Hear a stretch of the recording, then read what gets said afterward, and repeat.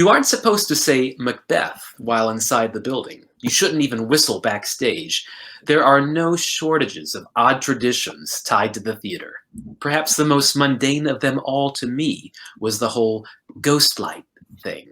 A single light bulb to keep spirits at bay. Having worked in the theater for years, I was surrounded by these stories. I never thought of myself as superstitious in any regard. Guardian angels, demons, unseen powers beyond human comprehension, these were all fairy tales in my mind for a vast majority of my young life. They are, however, very real to me now.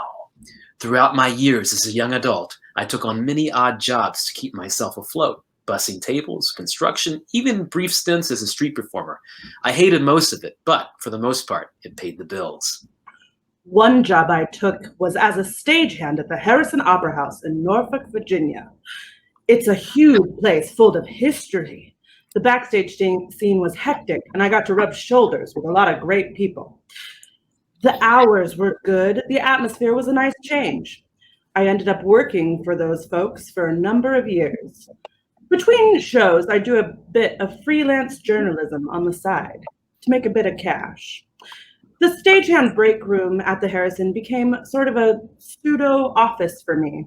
I'd write there for hours, sometimes forgetting what time it was, with the only interruption being the radio chatter emitting from a number of headsets left there charging. Most often, it was a stage manager calling folks to the auditorium or the like. The usual radio noise you'd expect in an opera house, and a minor inconvenience to my concentration at worst. After one particularly exceptional performance, I found myself with a bit more energy to burn than usual. I asked the boss if I could stick around for an hour or two, an idea he was fine with so long as I locked the door behind me. He also left me with an odd request. I had to turn on the ghost light. It sounded like a square deal to me, so I agreed. "Don't forget to do that now," he reminded me. I gave him the thumbs up, and after pouring a cup of coffee from the old machine in the break room, got to work on a story I would never finish. Time flew by. The coffee began to wear off. I stood up for the first time in hours, had a good stretch, the kind that makes you feel lightheaded, and peered at the clock on the wall. 2:54, almost 3 a.m. Good thing the call wasn't until 1 p.m. the next day. I picked up my notepad, stuck it to my backpack, and set it out on the counter while I washed out the coffee pot. My mind was set on following my boss's instruction.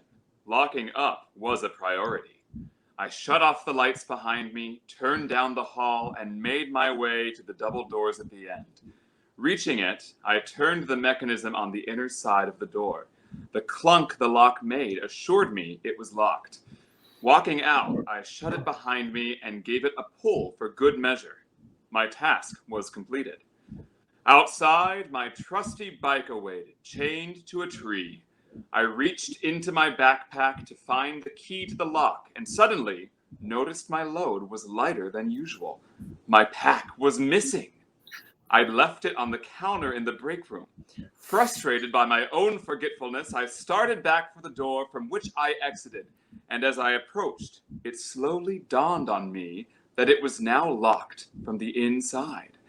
I was sure as hell not walking home. I needed to get that bag. I tried every door I could find, locked just as they should be. Oddly, it wasn't until I reached the 6 glass doors at the front of the opera house that I found luck. Remarkably, one of them was still open. Perplexed but hugely relieved, I made my way inside. I should have just turned around and walked home. It was dark. I had no clue how to turn the lights on in this part of the building. The silence in there was, in its own way, deafening. Around 1,000 people were in this space just a few hours before. Just get your bag and go, I told myself. I started whistling some melody from the show that night. I didn't know the words or what it was called, but it helped soothe my nerve. Each echoing hallway between me and my goal brought on a new wave of unsettling feelings. Basic human instinct tells you to be scared of the dark. We're wired to fear the unknown. Usually you have nothing to fear. Usually. Eventually, I made it to the break room and flipped the lights on immediately. Nothing was out of the ordinary. My eyes shot to my backpack sitting exactly where I'd left it. Oh, thank God. I said to myself. Looking back, I don't know why I said that. Like I said, I wasn't superstitious. I mean, why wouldn't my bag be there? But just as soon as I had my hands on it, a loud screech sounded from somewhere down the pitch-black hallways from which I'd entered. I froze. The sound was like metal on metal. One of the hallways was lined with lockers. Perhaps one had fallen.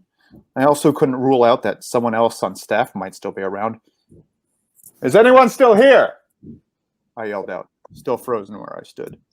A few moments that felt like centuries passed. No reply. At this point, I'd had enough. Get my bag, get to the door, get out. But suddenly, my query was met with a response. A single radio headset on the charger emitted a voice. An inhuman voice. I am here. I was gone.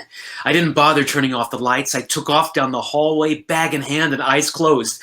I had to get to the door and knew I was not alone. I threw my body weight against the door's bar, escape within my grasp. It didn't budge. I tried over and over and over. Nothing. Something was holding that door closed. The screeching sound erupted from somewhere in the building again, but this time much closer. Panicked beyond reason, I started running down another hallway, throwing door after door open as I went. One of them had to sigh. This Scooby-Doo-esque escape felt like an eternity as I ran and ran, unable to shake the feeling that whatever was in there was right behind me. Taking middle stock of the situation, there were multiple radios missing from the charger. That voice could have come from anywhere in the building.